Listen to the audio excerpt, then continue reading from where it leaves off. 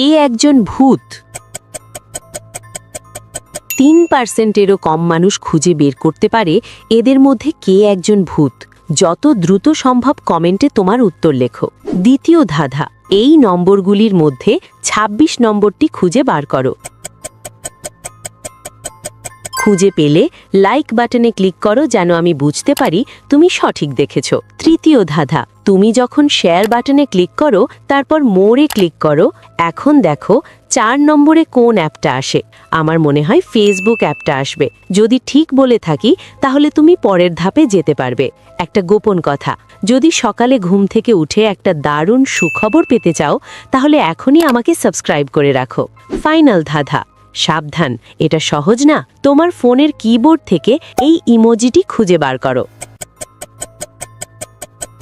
তুমি কি খুঁজে পেয়েছো? আচ্ছা, ভূতেরা সাধারণত রোদ দেখলে ভয় পায়, তাই তৃতীয় জন ছায়ায় লুকিয়ে আছে, সেই একজন ভূত।